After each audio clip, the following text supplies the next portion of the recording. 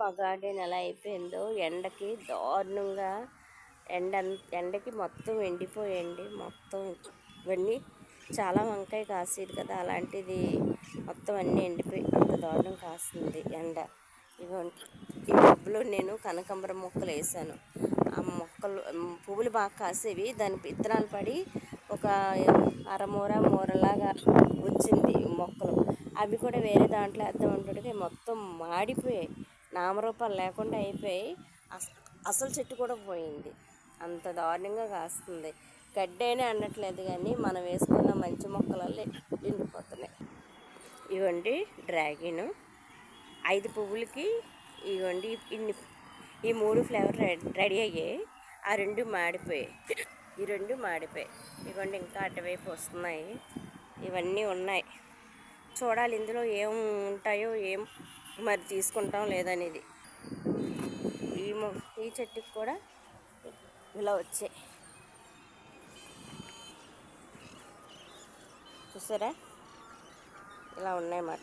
ఈ చెట్టుకి 3 వచ్చాయి. వీటికి ఏదైనా మనం ఇచ్చుకునేది గుడ్లు చెదగొట్టే పైన పెంకులు ఉంటాయి కదా, అవి అలాంటివన్నీ ఇస్తే మట్టికి బాగా అవుతుందండి మొక్కలు. మనం మార్చి నెల నుంచే తీసుకోవచ్చు.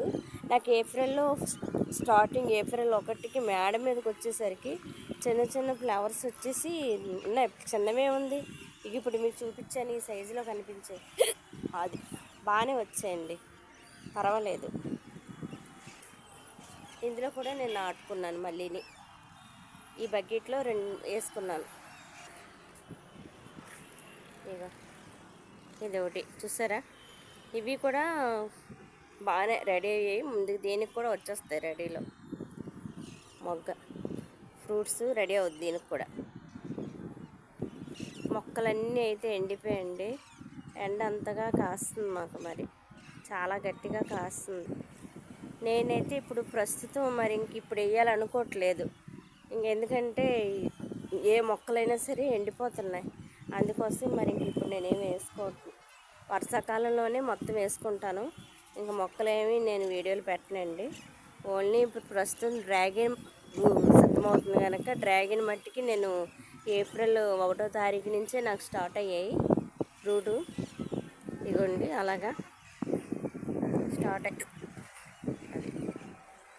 చూసారా? క్లియర్గా కనిపిస్తుంది కదా. 5కి 2 3 రెడీ అయ్యి 2 పోయాయి. మేమైతే మొగ్గేసుకొచ్చి సబ్స్క్రైబ్ చేయండి, కొంచెం సపోర్ట్ చేయండి. బాయ్ అండి, లైక్ చేయండి.